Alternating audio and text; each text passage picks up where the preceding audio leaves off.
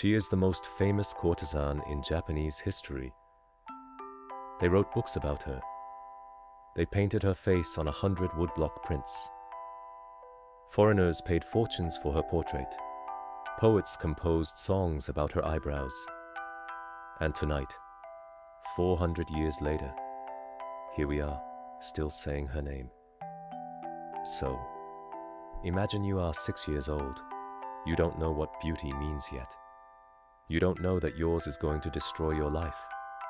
But your mother knows. Your father just died.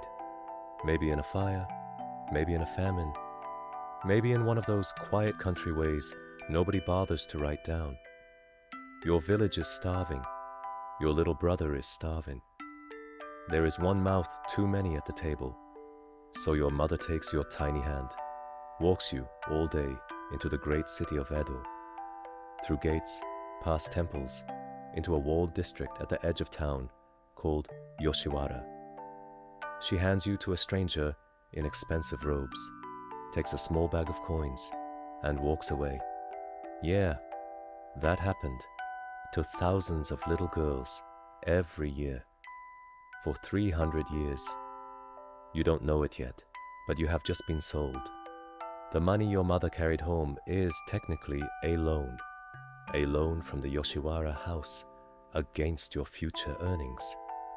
You are now what's called an indentured girl. You will work this debt off for the next 21 years, if you don't die first. Most do. There are about 3,000 women living behind these walls. They cannot leave. The wall has one gate. The gate is guarded. The moat outside is called the Black-Dyed River, and people say its color comes from the makeup the women wash off at night. And this little girl, our girl, is going to grow up to become the single most beautiful woman in this entire district. Lucky her. Tonight, you are going to live one possible version of her life, through her eyes, as her. From the cold floor of her first night in Yoshiwara, all the way to the day, 22 years later, when she walks out of these gates, a free woman. If she ever does. For the next 10 years, you train. You don't know what for. They never tell you. The older women just say you are being educated. They say it like it's a gift. You wake up before sunrise. You bow to the senior courtesan of your house. She is your fake mother now, and you call her older sister. And if you mess up the bow, she does not hit you, but the woman behind her does.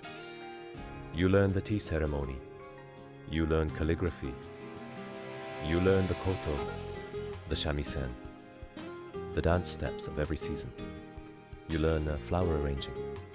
You learn how to pour sake so that not one single drops touches the rim of the cup. Get it wrong, and you do it again and again. For an entire afternoon, you memorize poetry, classical Chinese poetry, Heian era waka, the ancient love letters of Ono no Komachi. You can recite them by 12. You learn how to listen, not the way a child listens, but the way a courtesan listens. You learn to make a tired man feel, for 1 hour, like the most fascinating creature in the world. You learn to laugh at his joke before he finishes telling it. You learn when to look away. Why? Because, and the older girls explain this to you when you are 9, very gently, while braiding your hair. Men pay extra to talk to a woman who can quote a Tang Dynasty poet without breaking a sweat. The girls who only have pretty faces, they sell cheap, they die fast. The girls who have pretty faces and trained minds, those become Oiran. Those go in the prints. You decide at 9 with someone braiding your hair that you would very much like to go in the prints. You don't yet know what you are agreeing to. You start to notice the older girls disappearing. One season, your favorite older sister, the one who taught you to fold paper cranes, is suddenly not at breakfast. Nobody explains. The smaller girls whisper that she got sick. You learn, much later, what sick usually means in a place like this. Then one morning, you wake up, and there is blood on your futon. Congratulations, you have graduated. They start measuring you for adult robes. At 15, they auction off your virginity. Yes, auction to the highest bidder. The winning bid for a girl, your rank is probably more than a samurai earns in a year. The money goes, you guessed it, onto your debt. Not into your hand, onto your debt. His name doesn't matter. He is a fat merchant from Osaka, here on business. He has buck teeth. He smells like sake and sweat. You are wearing 12 layers of silk that took 3 women to put on. You smile the entire time. They trained you for that. The next morning, you are no longer a trainee. You are a full courtesan. They give you a new name, a stage name, written with characters that sound like spring rain or distant chrysanthemums. You will use this name for the rest of your career. Your real name, the one your mother whispered when she handed you over, is gone. And here's the math nobody told you about until right now. The more famous you become, the more you owe. Every silk robe, billed to you. Every dinner party you host for a wealthy patron, billed to you. Every powder, every comb, every length of ribbon, every hairpin, every imported perfume, billed to you. You owe the house for the food you eat. You owe them for the room you sleep in. You owe them for the bath water. To buy your freedom and walk out of Yoshiwara, you have to be so popular, so in demand, so talked about in the best tea houses of Edo that you out-earn the system itself. Almost nobody does. Most courtesans die in Yoshiwara. They die of disease. They die of overwork. They die of broken hearts. They die of childbirth. There is a small temple just outside the gate where their bodies are quietly buried in unmarked plots. 3,000 of them over the course of 300 years. But you are going to be different. You are 17 now. The most expensive courtesan in your house. Men are spending entire fortunes just for the privilege of being introduced to you. Lords compete for your attention. The cherry trees on the main street bloom every spring, and every spring there is one more woodblock print of you walking under them. You are quietly beginning to believe you might actually make it out. That, of course, is when he shows up. His name is... Actually, you know what? His name doesn't matter either. He is a young samurai, at 21, second son of some minor northern lord, in Edo for clan business. He visits your tea house one rainy night because his older brother dragged him along. He sits in the back. He doesn't drink. He stares at you like he's never seen a human being before. He comes back the next week, and the week after, and the week after that.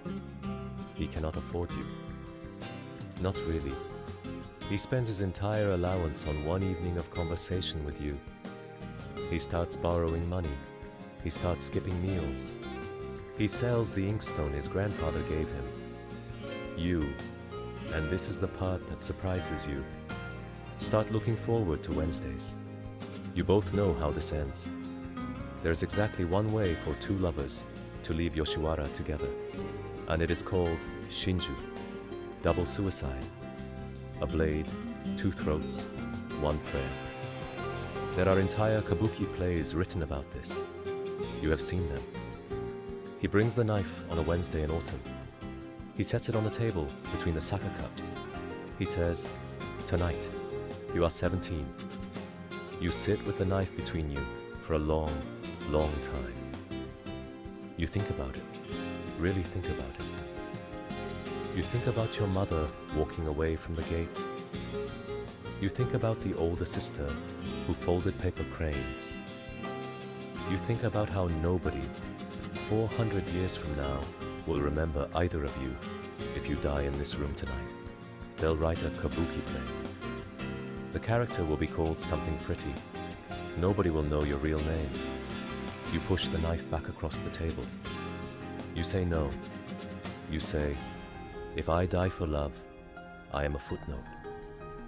If I live, if I become the most famous Oiran this district has ever produced, they will write my name in 100 prints, and every little girl who is sold through that gate after me will know that name. Maybe they'll know they were worth remembering too.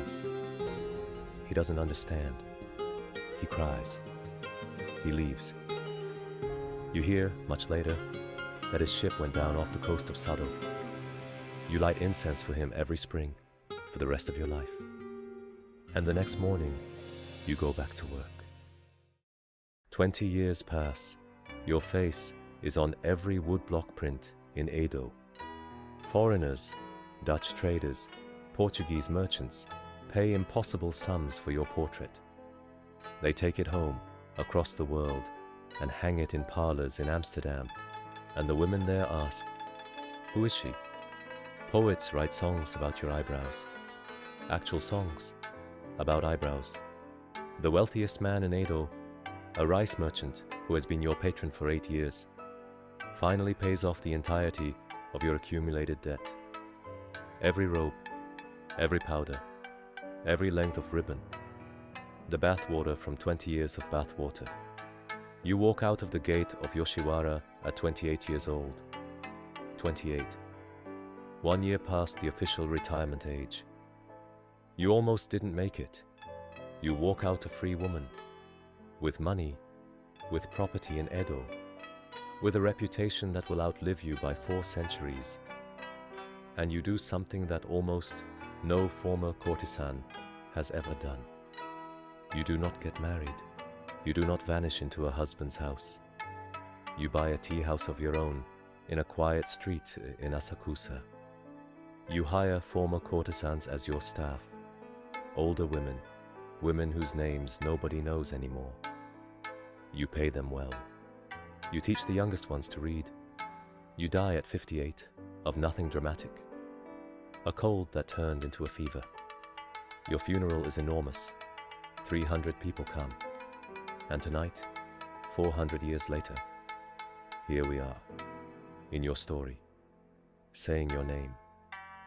Even though, technically, your real name was lost the morning of the auction. So, was being the most beautiful woman in Edo, Japan, the worst thing that could happen to a girl? Or was it, maybe, the only way her name was ever going to survive at all? You decide. If you like this story, and let's be honest, you wouldn't still be here at 12 minutes in if you didn't, hit subscribe. We are Ukiyo Untold.